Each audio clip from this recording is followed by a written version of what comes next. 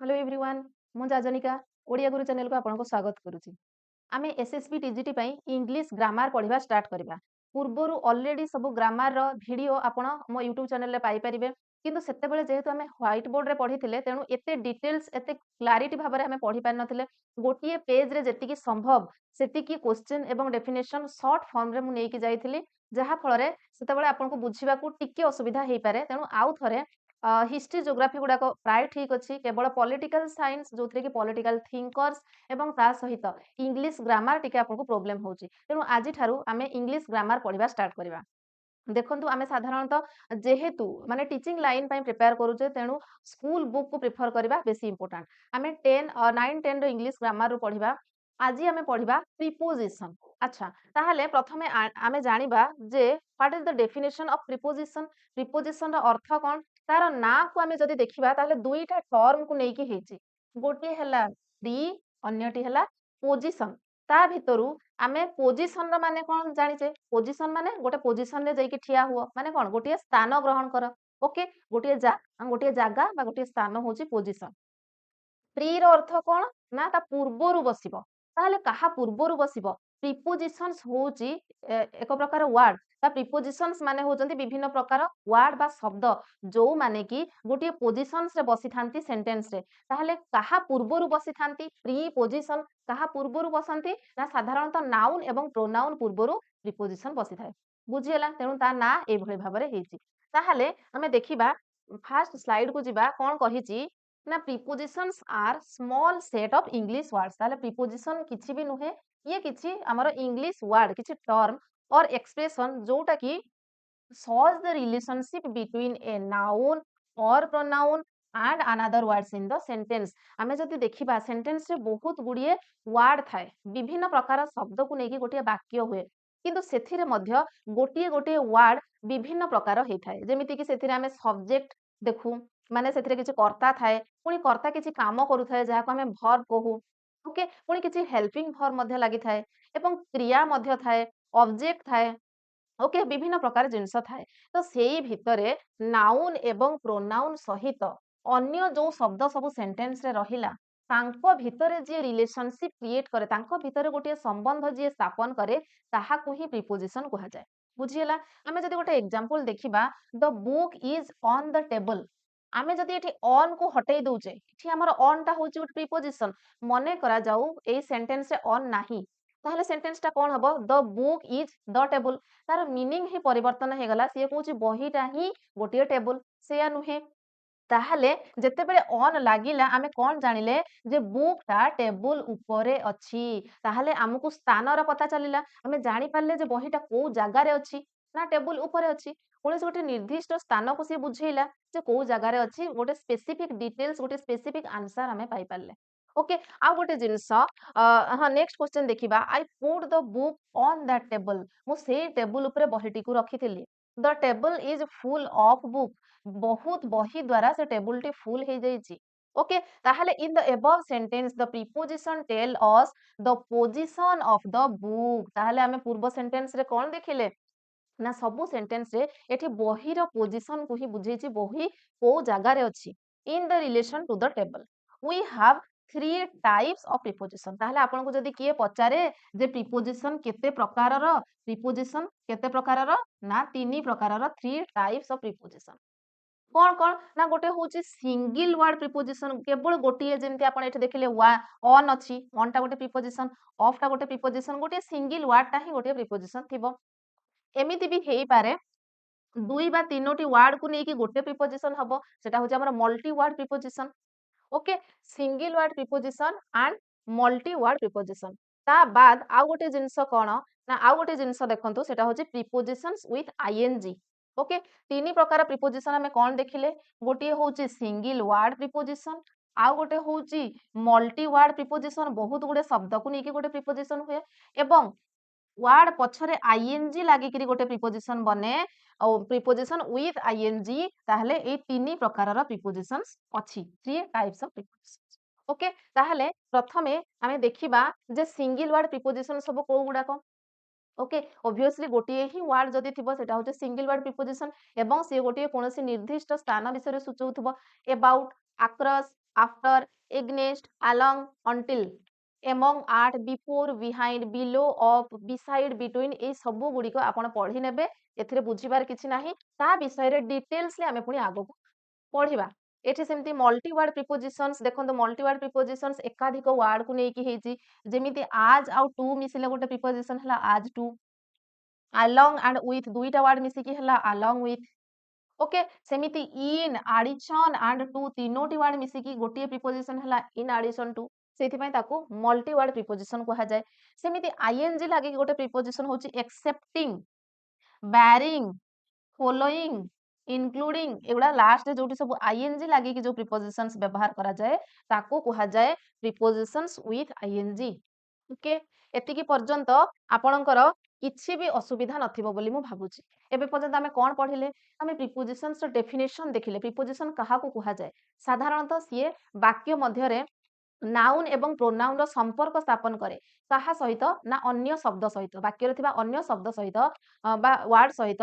Noun एवं pronoun रो सिए संपर्क स्थापन करे रिलेशन शो करे एवं को पर्टिकुलर पोजीशन रे अछि हमें ता द्वारा जानि पारू एवं आउ गोटे जिंस ना प्रिपोजिशन कोठी बसे देखंतु बिफोर नाउन एंड प्रोनाउन एटा मने रखिबे भेरी भेरी इंपोर्टेंट ना प्रिपोजिशंस आर पोजीशन प्रिपोजिशन को को जगह रे बसा जाए बिफोर नाउन और प्रोनाउन नाउन किंबा प्रोनाउन रो पूर्वरु प्रिपोजिशन बसी थाए ओके जेमति कि हमें गोटे एग्जांपल देखि नेबा the book is on the table okay ताहले बुक ता कोठी अछि टेबल ऊपर अछि ऑन द टेबल एठी कोन गोटे विशेष्य गोटे नाउन ताहले noun row पूर्वरु बसिला preposition सेमिति he is good art mathematics एठी आर्ट होची प्रिपोजिशन एवं से मैथमेटिक्स रे बहुत निपुण बा बहुत भलो मैथमेटिक्स होची एठी गोटे नाउन सेमिति you must listen to your teacher to होची प्रिपोजिशन योर टीचर होचंती एठी किए ना नाउन ताहले नाउन बा प्रोनाउन पूर्वरु साधारणतः प्रिपोजिशन बसी थाए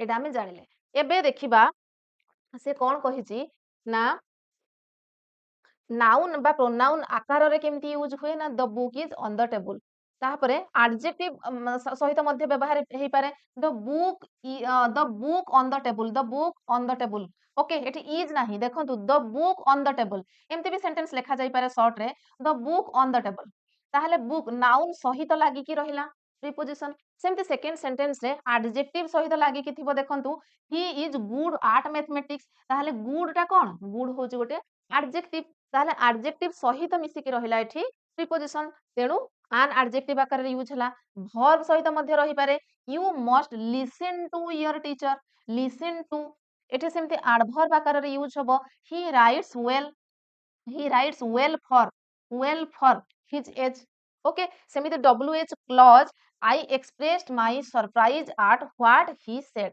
I expressed my surprise at ये होची क्लॉज कोन पुनी हमें आगो को क्लॉज रही गोटे डिफरेंट क्लास करबा ओके ताहले हमें बुझी पाले ए सेंटेंस रे ए जो स्लाइड रे हमें कोन देखिले जे गोटे निर्दिष्ट पोजीशन रे आमे प्रिपोजिशन को बसौचु नाउन बा प्रोनाउन रो पूर्वरु बसौचु एवं ता सहित प्रिपोजिशन कहा सहित मिसी की यूज होउची ना नाउन सहित लागि की रहउची प्रिपोजिशन वर्ब सहित लागि की रहउची एडवर्ब सहित एडजेक्टिव सहित मध्य लागि की यूज होउची ओके एबे देखिबा prepositions can be grouped according to their function तांकर कार्यकारिता हिसाब रे बा तांकर फंक्शन हिसाब रे मध्य आमे प्रिपोजिशंस को विभिन्न ग्रुप रे क्लासिफाई करि परिबा एठी तीन प्रकार they can be three types तांकर फंक्शन हिसाब रे गोटे होची प्रिपोजिशन ऑफ प्लेस स्थान हिसाब रे प्रिपोजिशन ऑफ टाइम समय हिसाब रे एंड किछि अदर प्रिपोजिशंस हमें देखिबा ताहले प्रथम रे आमे जो तीन प्रकार देखिथिले single word preposition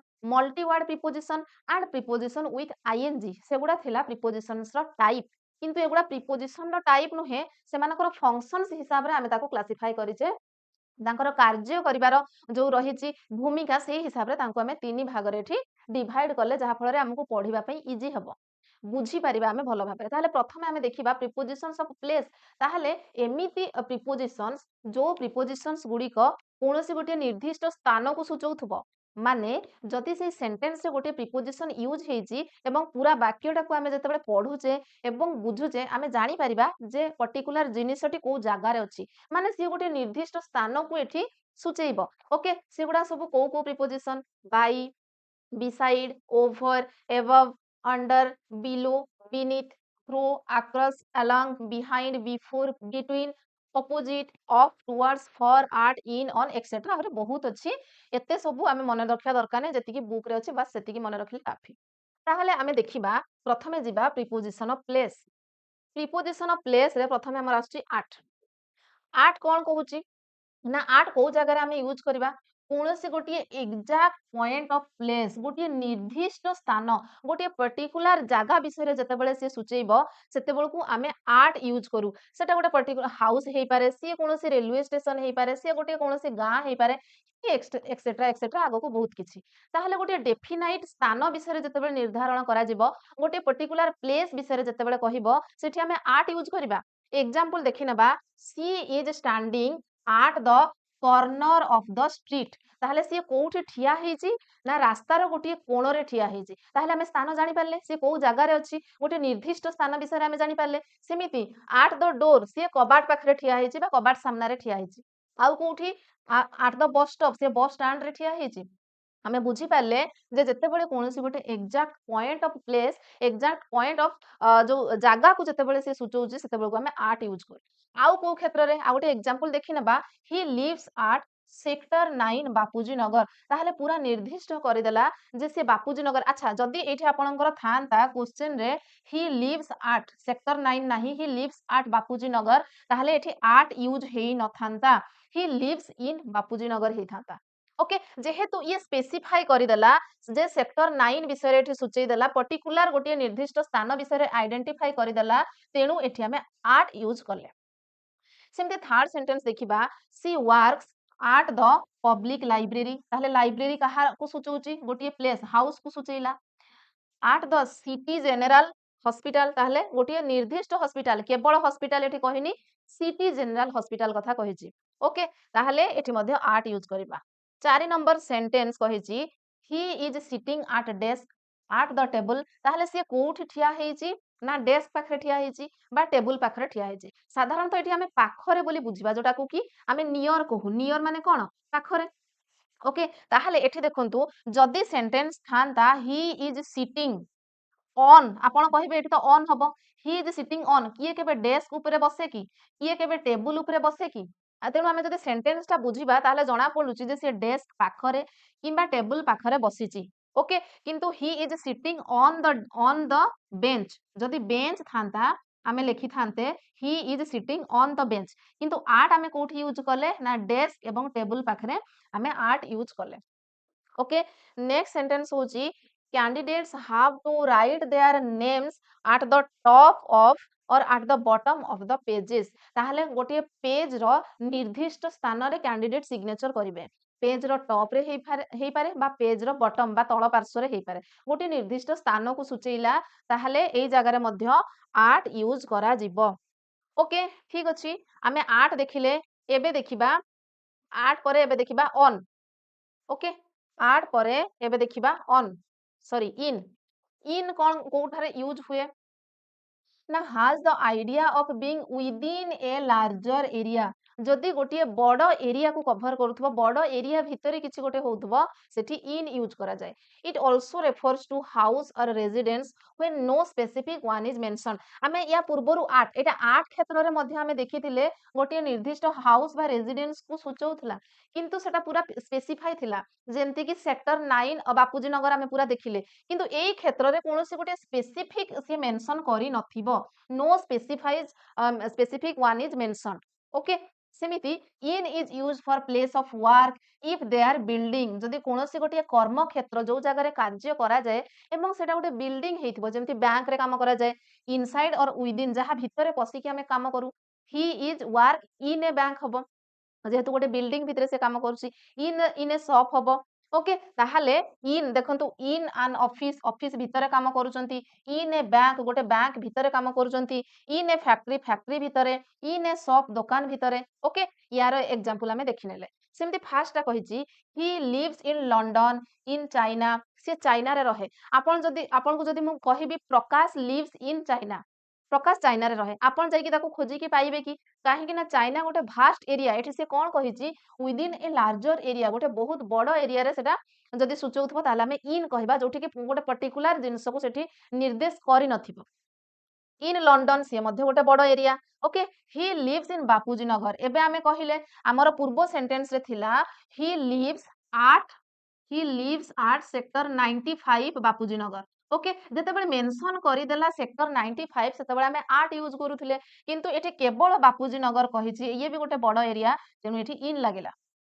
he is playing in the playground, से खेल पड़िया रे खेलुची। He is working in the field, से पड़िया रे काम करूचंती। ओके, ताहाले एठी कोन हला, तळे आमे देखिले कोनोसी गोटे बिल्डिंग भितरे जेतेबेले काम करा होउची सेतेबेले इन लागुची, एवं ये गोटे ओपन प्लेस जगारे भी इन लागुची, किंतु सेटा होउची रेफर्स टू लार्जर एरिया, गोटे बड़ एरिया। ओके, एवं सेटा टिके कवर हेइतबो। प्लेग्राउंड आमे कहिबा एतिकी बड़ प्लेग्राउंड अछि हला, प्लेग्राउंड टा गोटे छोट थाए, किंबा वर्किंग इन द फील्ड, से गोटे फील्ड रे काम करूची, फील्ड टा ए भलिया हेतिबो। ताहले एठी हमें देखिले जे इन र व्यवहार तीनिटे पॉइंट मने रखिबे। Being within a larger area, गोटे बड़ एरिया को से सूचौथबो, एवं बिल्डिंग भितरे जदि कोनोसी काम होउथबो, एवं हाउस रेजिडेंस को मध्य सूचैबो, किंतु जदि कोनोसी स्पेसिफिक मेंशन हेइ नथिबो सेंटेंस रे ताहाले मध्य आमे इन यूज करबा। नेक्स्ट जिबा ऑन। तापर आमे देखिबा ऑन को जगह रे यूज करू। साधारणतः आमे ओडिया रे बुझू ऑन माने ऊपरे, ठीक अछि। ऑन ऊपरे जेतेबेले कहे सेतेबेले ऑन को हमें यूज करू, किंतु ऑन आहुरी मध्य बहुत स्थान रे व्यवहार हुए। If the place of work are not building, जेतेबेले कर्म क्षेत्रटा गोटिए बिल्डिंग नथिबो सेतेबेले ऑन यूज करा जाए। आमे या पूर्वरु कोन देखिले, जदि कर्म क्षेत्रटा गोटिए बिल्डिंग हेइ थाए, गोटिए घर भितरे काम करू, ताहले सेथिरे इन लागुथला, जेमिति कि in bank, in factory, in school, in classroom. Okay, किंतु एठी जदि बिल्डिंग नथिबो ताहले आमे ऑन यूज करिबा। जेमिति कि he is working on a farm, on a rubber plantation. Okay, ये बिल्डिंग नुह, गोटिए खोला जगह को बुझौची। The meeting was held on the premises, ताहले स्कूल प्रीमिसेस रे, स्कूल बाउंड्री एरिया रे मीटिंग ऑर्गेनाइज करा गला। On the campus of the college, college campus रे हेइथिला मीटिंग। ओके, ताहले कोनोसी बिल्डिंग भितरे जेतेबेले न हुए सेठी हमें ऑन यूज करू। आउ कोठी हमें ऑन यूज करू ना, on is used to express the idea of touching, जेतेबेले कोनोसी गोटे जिंस बा वस्तु ताको टच करूची, किबा क्लोज कांटेक्ट रे रहूची, पूरा पाखा पाखी रहूची, सेतेबेले मध्य ऑन यूज करा जाय। जेमति कि there is a notice on the notice board, ताहले नोटिस बोर्ड रे नोटिस टाको कोन करा हेची, चिपका जाईची, अठा देकी माने पेस्ट करा हेची, ताहले सेथिरे से लागिची ना नाही, कांटेक्ट रे आसला ना नाही, ताको टच कला ना नाही, कला, तेनु एठी ऑन यूज हैला। ऑन द वॉल आमे जदि कहिबा जे calendar is hanging on the wall आमे कहिबा। ओके, कैलेंडर को आमे कांथरे झुलौ, किंतु से कांथ सहित टच करे।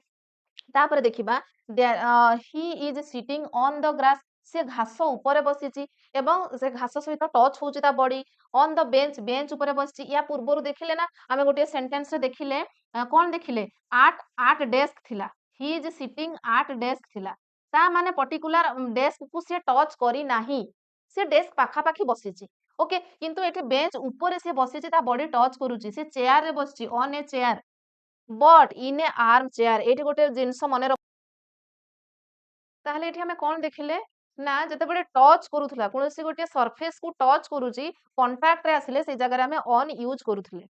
ओके, सेमिति ही केप्ट, हां एठी गोटे इंपोर्टेंट जिंस मने रखिबे, he is sitting on the grass, सेमिति he is sitting on the bench, he is sitting on a chair, हेइ परिबो, से चेयर ऊपर बसिची।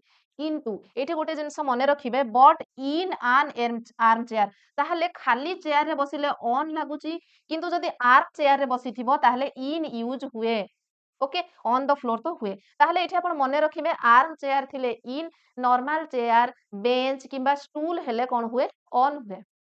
एबे आपण कंफ्यूज रे थिबे जे एमती कोन पई हुए, आर्म चेयर हेले इन कोन पई हुए ना। चलंतु नेक्स्ट ए पिक्चर हमें देखिबा, जे जेतेबेले खाली चेयर होउची, तो चेयर रे बहुत गैप रहूची, पछपटे फांका, साइड रे हाथ रखिबा को नथिबो, गोडो पई कंफर्ट नथिबो। किंतु हमें जदि आर्म चेयर कथा देखुजे, ताहले ये गोटे कवर, गोटे सर्कल टाइप रो हेकी रहूची, माने गोटे भितरे रहिला, गोटे भितरे सोफा भितरे पसी गला भले आपन को लागबो। तेनु आर्म चेयर थिले कोन यूज हबो ना, आर्म चेयर थिले यूज हबो इन, नॉर्मल चेयर थिले यूज हबो ऑन, मने रखिबे। तापर नेक्स्ट सेंटेंस देखिबा, he is standing on the balcony, से कोठी ठिया हेची ना, बालकनी ऊपरे ठिया हेची। बालकनी रे ता पाद अछि, माने टच करूची फ्लोर सहित। ओके ताहले गोटे डायरेक्ट कांटेक्ट रे आसुथिले टचिंग माने जो गोटे जिंस को टच करूथिले से जगह रे हमें ऑन यूज करू आउ ऑन को जगह यूज हुए ना on is used to indicate proximity to meet close to okay ताहले पाखा पाखी थिले मध्य ऑन यूज हुए या पूर्वरु हमें कोन देखिले ऑन टा जदी टच करूथबो सेथिरे हमें देखुथिले किंतु जदी टच न करूची एवं पाखा पाखी जदी रहूची ताहले भी ऑन यूज हबो जेमिति कि he is sitting on my left on my right ताहले सीए मो बा पटे बसिची किंबा मो डाहाण पटे बसिची तार अर्थ नुहे जे ता कांधकु मो कांध लागि कि रहिची ओके एठी टच न कले मध्य जदी पूरा पाखा पाखी जिंसटा अछि ताहले मध्य ऑन यूज हुए सेमिति एटा गोटे important jeans Haridwar is on the Ganga आपण देखु देखु आमे समस्ते जानू ऑन माने ऊपरे तेनु हरिद्वार गंगा नदी ऊपरे अछि सेमति त नुहे जदि तार आक्षरिक ओडिया आपण कहिबे ताहले एटा आपनको भूल लागिबो किंतु ऑन को जगह रे यूज हुए आमे देखिले क्लोज टू जदि पाखा पाखी थाए मध्य ऑन यूज हुए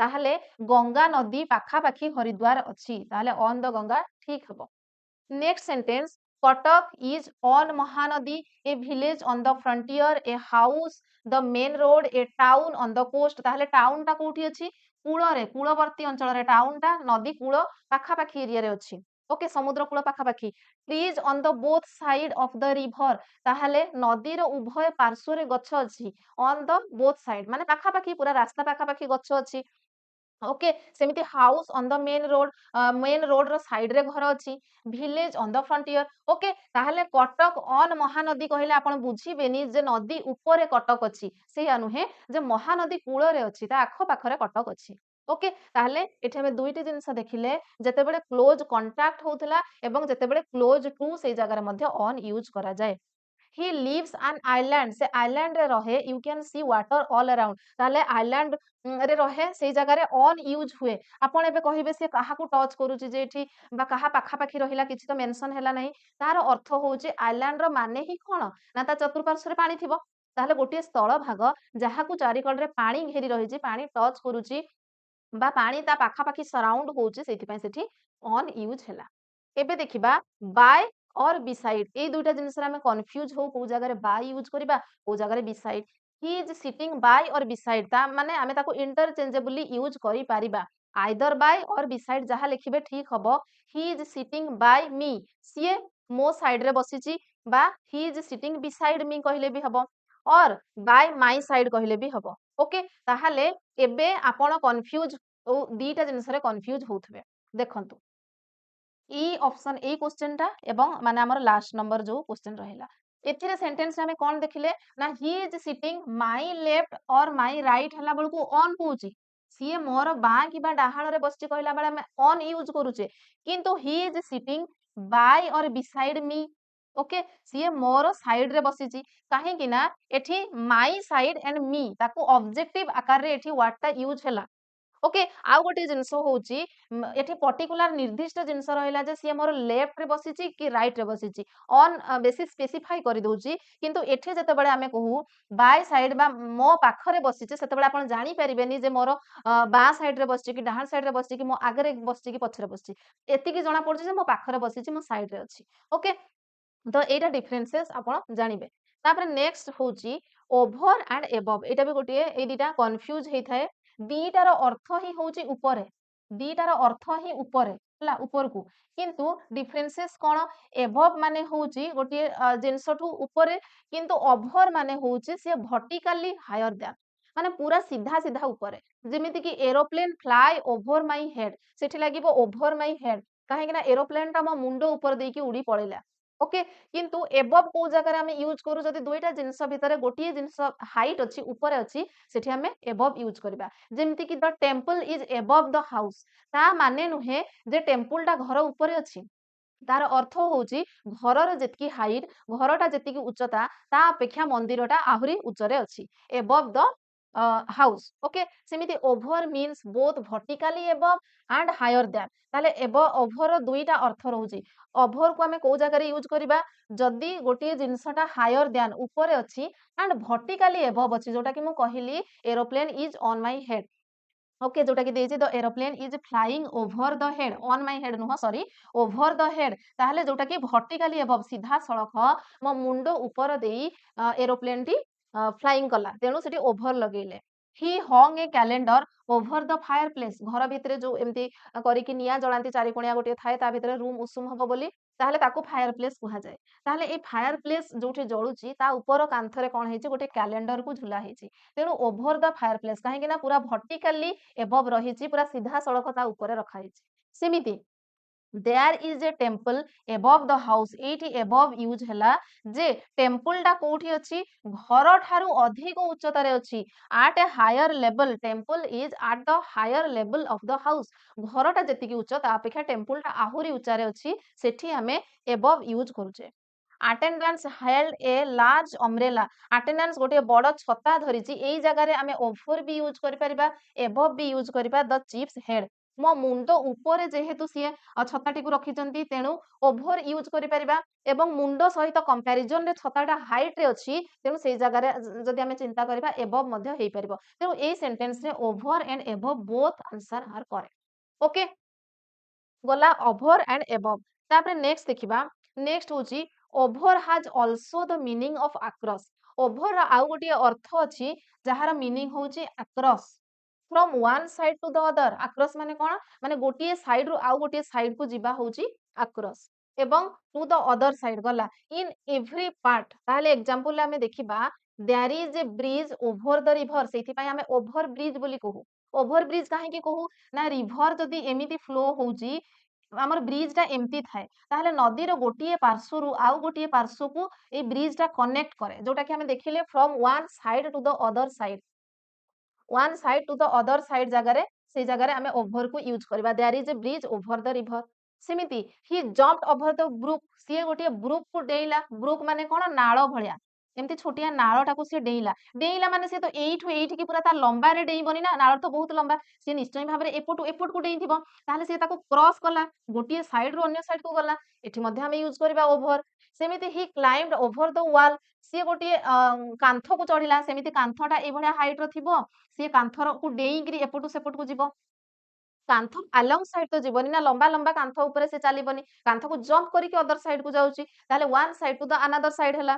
ଓକେ, ସେମିତି he is famous all over the world, ତାହେଲେ ସିଏ ଏଇଟା ଆପଣ ମନେ ରଖିବେ, ଯୋଉଟା କି ଇନ ଏଭ୍ରି ପାର୍ଟ। ଆଉ ଗୋଟେ ଆମର ଏଟା ଅଛି ନା, ଇନ ଏଭ୍ରି ପାର୍ଟ, ଯଦି ସବୁ ସ୍ଥାନରେ ସେ ଜିନିଷଟା ଅଛି, ସେଇ ଜାଗାରେ ମଧ୍ୟ ଆମେ ଓଭର ୟୁଜ କରିବା। ଯେମିତି କି he is famous all over the world, ତାହେଲେ ସିଏ ପୁରା ୱାର୍ଲଡ ରେ ସିଏ ଫେମସ ଅଛି, ସବୁ ସ୍ଥାନରେ ହେଲା, ତେଣୁ ଏଠି ଓଭର ୟୁଜ କରାଗଲା। and he traveled all over Europe, all over Europe ମାନେ ସେ ପୁରା ସମଗ୍ର ୟୁରୋପ କୁ ବୁଲିଲା, ଭିଜିଟ କଲା, ତେଣୁ ସେଇ ଜାଗାରେ ମଧ୍ୟ ଓଭର ହେଲା। ଓକେ, ଆଉ ଗୋଟେ ଇମ୍ପୋର୍ଟାଣ୍ଟ ଜିନିଷ, both over and above express the sense of greater in number, weight and more than. ତାହେଲେ ଓଭର କୁ ଏବଂ ଏବଭ କୁ ଆମେ ଆଉ କୋଉ ଜାଗାରେ ୟୁଜ କରିପାରିବା, ଯଦି ଗ୍ରେଟର ନମ୍ବର ଅଛି, ଯଦି ଅଧିକ ସଂଖ୍ୟାକୁ ବୁଝଉଛି, କିମ୍ବା ଅଧିକ ୱେଟ କୁ, ଅଧିକ ଓଜନିଆ ଜିନିଷକୁ ବୁଝଉଛି, କିମ୍ବା ମୋର ଦ୍ୟାନ କୁ ସୂଚଉଛି, ତାହେଲେ ମଧ୍ୟ ସେଇ ଜାଗାରେ ଆମେ ଓଭର ଏଣ୍ଡ ଏବଭ କୁ ୟୁଜ କରିବା। ଯେମିତି କି applicants over or above the age of 30 must not apply। ତାହେଲେ ଏଇ ଗୋଟିଏ ଜବ ପାଇଁ 30 ବର୍ଷରୁ ଯଦି ଅଧିକ ଅଛି କୋଉ ଆପ୍ଲିକାଣ୍ଟ ର, ଓଭର ଆଉ ଏବଭ ର ଏଠି କଣ ବୁଝେଇଲା, ନମ୍ବରରେ ଅଧିକ ବୁଝେଇଲା। ଇନ ନମ୍ବର, ଗ୍ରେଟର ଇନ ନମ୍ବର ମାନେ ବହୁତ, ଯଦି 30 ବର୍ଷରୁ ଅଧିକ ଏଜ ର ଲୋକ ଅଛନ୍ତି, ସେମାନେ ୟାକୁ ଆପ୍ଲାଏ କରିପାରିବେ ନାହିଁ, ତାହେଲେ ସେଇ ଜାଗାରେ ଆମେ ଓଭର ଏବଂ ଏବଭ ଦିଟା ସାରା ଆମେ ୟୁଜ କରିପାରିବା। ଓକେ, ତାପରେ ନେକ୍ସଟ ହଉଛି ଅଣ୍ଡର, ବିଲୋ ଆଣ୍ଡ ବିନିଥ ଦେଖିବା। ଅଣ୍ଡର, ବିଲୋ ଆଣ୍ଡ ବିନିଥ, ତିନିଟା ସାରାର ମିନିଂ ଆପଣ ଯଦି ଓଡିଆରେ କହିବେ ତଳେ ବୋଲି ବୁଝେଇବା। ଅଣ୍ଡର ମାନେ ତଳେ, ବିନିଥ ବି ତଳେ, ଏବଂ ବିଲୋ ବି ତଳେ, କିନ୍ତୁ କିଛି ଡିଫରେନ୍ସ ଅଛି, ଅଳ୍ପ ଅଳ୍ପ ଡିଫରେନ୍ସ ଅଛି, ଦେଖିନେବା। ଅଣ୍ଡର ଇଣ୍ଡିକେଟ ଏ ପୋଜିଶନ ଲୋୟର ଦ୍ୟାନ, ଇଟ ଅଲସो ମିନ୍ ଡାଇରେକ୍ଟଲି ବିଲୋ। ଆମେ ଓଭର ରେ କଣ ଦେଖିଲେ, ଆମେ ଓଭର ରେ କଣ ଦେଖିଲେ ନା, ହଉଛି ଭର୍ଟିକାଲି ଏବଭ, ସେଟା ସିଧାସଳଖ ଉପରକୁ ଯାଉଥିଲା, ଯୋଉଟା କି ଓଭର ବ୍ରିଜ ଥିଲା। ଓକେ, ଆଉ ଏରୋପ୍ଲେନ ଓଭର ମାଇ ହେଡ। ଓକେ, ତାହେଲେ ଓଭର ଆମେ ଯେତେବେଳେ ଭର୍ଟିକାଲି ଏବଭ ଦେଖୁଥିଲେ, ସେଠି ଓଭର ୟୁଜ କରୁଥିଲେ। ସେମିତି ଯଦି ଡାଇରେକ୍ଟଲି ବିଲୋ, ସିଧାସଳଖ ତଳେ ଗୋଟେ ଜିନିଷ ଅଛି, ସେଇ ଜାଗାରେ ଆମେ ଅଣ୍ଡର ୟୁଜ କରିବା। For example, the cat is sitting under the table, ତାହେଲେ ଟେବୁଲ ତଳେ ଏଠି ବିଲେଇଟି ବସିଛି। ଓକେ, ଟେବୁଲ ତଳେ, ତାହେଲେ ପୁରା ତଳେ ଦେଖିବା, ଟେବୁଲ ତଳେ ରହିଲା, ଅଣ୍ଡର ଦ ଟେବୁଲ। ସେମିତି he is sitting under the tree, ସିଏ ଗଛ ତଳେ ବସିଛି। ଏବଂ she is carrying her handbag under her arm, ସିଏ ତାର ହ୍ୟାଣ୍ଡବ୍ୟାଗ କୁ ତାର କାଖ ତଳେ ତାକୁ ଝୁଲେଇଛି। ଓକେ, ତାହେଲେ ଅଣ୍ଡର ଆମେ କୋଉ ଜାଗାରେ ୟୁଜ୍ କରୁଛେ ଯୋଉଟା କି ଡାଇରେକ୍ଟଲି ବିଲୋ କହିବ ସେଇ ଜାଗାରେ ଆମେ ଅଣ୍ଡର ୟୁଜ୍ କଲେ। ସେମିତି he hide his face under the bed cloth, ତାହେଲେ ବେଡ୍ କ୍ଲଥ୍ ବା ବେଡସିଟ୍ ଦ୍ୱାରା ସେ ତା ଫେସକୁ ଢାଙ୍କି ଦେଲା। ତାହେଲେ under is also figurative use to mean less than, ତାହେଲେ ଅଣ୍ଡରକୁ ଆମେ ଲେସ୍ ଦ୍ୟାନ୍ ସୂଚଉଥିବା ଜାଗାରେ ମଧ୍ୟ ୟୁଜ୍ କରିପାରିବା। ଯେମିତିକି children under the age of 5 can not be admitted to this school, ତାହେଲେ 5 ବର୍ଷରୁ ତଳେ ଥିବା ପିଲାମାନଙ୍କୁ, 5 ବର୍ଷରୁ ତଳେ ବୟସର ଛୁଆମାନଙ୍କୁ ୟୁଜ୍ ମାନେ କଣ ସ୍କୁଲରେ ଆଡମିସନ ମିଳିବ ନାହିଁ। ତାହେଲେ 5 ଏଜ୍ ର ତଳେ ହେଲେ ଅଣ୍ଡର। ୟା ପୂର୍ବରୁ ଆମେ ଆଉ ଗୋଟେ ଦେଖିଲେ 30 ଏଜ୍ ର ଏବଭ୍ ଅର୍ ଓଭର ଯୋଉମାନେ ଏଜ୍ ଥିଲା ସେମାନେ ଜବ୍ ପାଇଁ ଆପ୍ଲାଏ କରିପାରୁନଥିଲେ, ସେଟା ଆମେ ଉପରକୁ ବୁଝିଲେ, ମାନେ 30 ବର୍ଷର ଓଭର ଅର୍ ଏବଭ୍ ଦେଖିଲେ, 30 ବର୍ଷର ଓଭର ଅର୍ ଏବଭ୍ ଦେଖିଲେ ସେଟା ଉପରକୁ ବୁଝେଇଲା, 30 ରୁ ଯୋଉମାନେ ଉପରେ। ଏଇଟା ସେମିତି ଲୋୟର କୁ ବୁଝେଇଲା, ଲେସ୍ ଦ୍ୟାନ୍ କୁ ବୁଝେଇଲା, ସେଟା ଗ୍ରେଟର ଦ୍ୟାନ୍ କୁ ବୁଝଉଥିଲେ ଆମେ ଏଇଟା ୟୁଜ୍ କଲେ, ଲେସ୍ ଦ୍ୟାନ୍ କୁ ମାନେ ବୁଝେଇଲେ ଆମେ ଅଣ୍ଡର ୟୁଜ୍ କରିବା। ଓକେ, 5 ବର୍ଷରୁ ତଳେ। ଠିକ୍ ଅଛି, ଏଠି ଆମେ କଣ କଲେ ନା ପ୍ରିପୋଜିସନ୍ସ ର ଯେତିକି ବି ପ୍ଲେସ୍ ଥିଲା ଆମେ ତାର ଫଙ୍କସନ ହିସାବରେ ତାକୁ 3ଟି ଭାଗରେ ବିଭକ୍ତ କରିଥିଲେ। ଗୋଟିଏ ହଉଛି preposition of place, preposition of time and preposition of ଆଗକୁ କଣ ଆଉ ଗୋଟେ ପ୍ରିପୋଜିସନ ଅଫ ଅଦର ପ୍ରିପୋଜିସନ୍ସ ଥିଲା। ଓକେ, ତାପରେ ନେକ୍ସଟ କ୍ଲାସରେ ଆମେ କଣ କରିବା, ଏଇ ପ୍ରିପୋଜିସନ୍ସ ଅଫ ପ୍ଲେସ୍ ର ହିଁ ଆଉ କିଛି ଇମ୍ପୋର୍ଟାଣ୍ଟ ଟର୍ମକୁ ଆମେ ଡିସ୍କସନ କରିବା, ଯେମିତି କି ବିଲୋ, ୟାର ହିଁ ବିଲୋ ଆମର ଅଣ୍ଡର ପରେ ବିଲୋ ରହିଗଲା, ବିନିଥ୍, ଥ୍ରୋ, ଆକ୍ରସ୍, ଆଲଙ୍ଗ, ଏମିତି ଆଉ କିଛି ପ୍ଲେସ୍ ରହିଯାଇଛି, ତାକୁ ଆମେ ନେକ୍ସଟ କ୍ଲାସରେ ଡିସ୍କସନ କରିବା।